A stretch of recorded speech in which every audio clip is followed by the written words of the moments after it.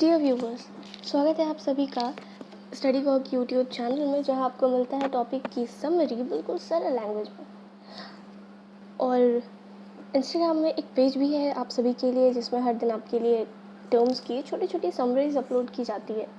ज़रूर से फॉलो कर लीजिएगा। चलिए शुरू करते हैं आज का टॉपिक। आज का टॉपिक है हमारा मर्केंटिलिज्म।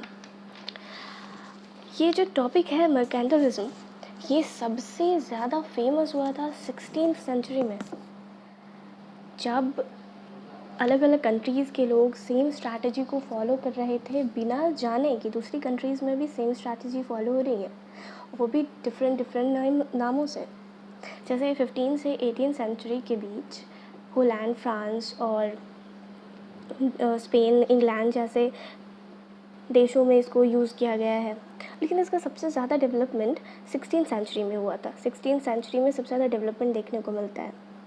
ये एक डेवलपमेंट थ्योरी है जिसमें हर देश, ये नेशन चाहता था कि उसकी कंट्री में ज़्यादा से ज़्यादा गोल्ड और सिल्वर का इजाफा हो, ज़्यादा से ज़्यादा गोल्ड और सिल्वर बढ़े, जिसमें वो उन लोगों के लिए वेल्थ इस तरह से डिटरमाइन किया जाता था कि किस कंट्री के पास गोल्ड और सिल्वर ज़्यादा है। जो ये थियरी देते थे कि कम से कम इंपोर्ट करो और ज़्यादा से ज़्यादा एक्सपोर्ट करो, क्योंकि ज़्यादा से ज़्यादा एक्सपोर्ट करेंगे तो जिस कंट्री में एक्सपोर्ट करेंगे वहाँ से गोल्ड और सिल्वर को लेकर आएंगे अपनी कंट्री में। इसका सबसे जो मेन ऑब्जेक्टिव था वो ये था कि जो ट्रेड है वो सरप्लस में काम करे, डेफिसिट में काम ना करे। ट्रेड सरप्लस कब होता है? जब हमारा एक्सपोर्ट इंपोर्ट से ज़्यादा हो, तब ट्रेड सरप्लस में चल जाता है, और जब इंपोर्ट एक्सपोर्ट से ज़्यादा हो जाता है तब वो डेफिसिट में हो जाता है।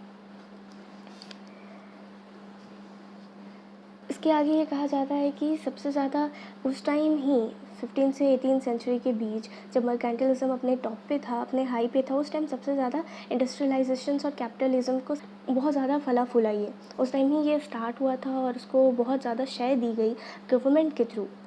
और लेकिन ये 17th सेंचुरी में आके डेमोक्रेसी के कारण डिस्ट्रॉय हो गया। डेमोक्रेसी के कारण कैसे डिस्ट्रॉय हो गया? जैसे कि जो ब्रिटिश थे, उसकी बहुत सारी कॉलोनीज़ थी। कॉलोनीज़ क्या होती है? कॉलोनीज़ होती है कि जब एक कंट्री दूसरी कंट्री को अपने अधीन कर लेता है और वहाँ पे उसको अपने तरीके से उसको यूज़ करता है। जैसे ब्रिटिश इंडिया को यूज़ कर रही थी, यहाँ से रॉ मटेरियल्स लेकर जाते थे और वहाँ पर मैन्युफैक्चरर्स होता था, वापस इंडिया को ही में ही लाकर बेचते थे। जो यहाँ पे सूती कपड़े का जो उद्योग था, वो चरखा वाला उद्योग था, वो यहाँ पर ख़त्म हो गया था।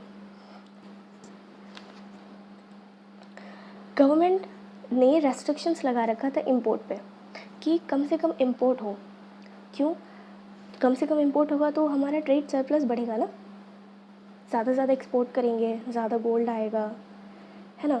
और दो तरीके का ट्रेड सरप्लस होता था। एक टैरिफ बैरियर होता था, दो तरीके का बैरियर होता था। एक टैरिफ बैरियर और एक नॉन टैरिफ बैरियर। और tariff barrier, non tariff barrier क्या होता है? टैरिफ बैरियर होता है कि जब टैक्स लगता है, जब कस्टम ड्यूटीज़ लगती है, टैक्स लगता है इंपोर्ट करने में, और जो नॉन टैरिफ बैरियर या जिसको कोटा बोला जाता है, उसके अंतर्गत जो बैरियर होता है वो पैसे की नहीं होती, उसमें कोई कस्टम ड्यूटी नहीं होती, उसमें क्वालिटीज़ को ध्यान में रखा जाता है, उसमें क्वांटिटीज़ को ध्यान में रखा जाता है। जैसे एग्जाम्पल के लिए कि कोई कंट्री है, वो चाहती है कि उसके पास सिर्फ पतंजलि का ही बनाया हुआ प्रोडक्ट जाए और 1 लाख पतंजलि आंवला जूस जाए, एग्जाम्पल के लिए। तो अब उन्होंने क्या किया कि उन्होंने एक कोटा डिसाइड कर दिया कि 1 लाख मेरे पास आंवला जूस आना चाहिए, वो भी पतंजलि का आना चाहिए। तो इसे कहते हैं नॉन टैरिफ बैरियर। एक टर्म है यहाँ पर बुलिनिज्म। बुलिनिज्म होता है गोल्ड और सिल्वर का रिज़र्व करना। वो जो उनकी एक स्ट्रैटेजी थी कि गोल्ड और सिल्वर को हम रिज़र्व करेंगे, उसको बढ़ाएंगे, उसको ही बुलिनिज्म कहा गया है। और कंट्री को बढ़ाने के लिए जो वहाँ के इंडस्ट्रियलिस्ट थे, उनको काफ़ी छूट दी जाती थी गवर्नमेंट के थ्रू। उनको मोनोपोली ग्रांट कर दी जाती थी, उनको सब्सिडीज़ दी जाती थी एक्सपोर्ट करने के लिए इंडस्ट्रीज़ को। जैसे जब वो रॉ मटेरियल्स लेकर आते हैं अपने पास, तो उनका टैक्स कम लगता था, है ना, ऐसे। और ये इसमें कॉपीराइट भी अलाउड किया गया था उन्हें। कि जो कंट्री जिस तरह का सामान बना रही है दूसरी कंट्री उसको उस तरह से यूज़ उस तरीके से और प्रोडक्शन ना करे। कॉपीराइट तो समझते ही होंगे। कम से कम वेजेस देना,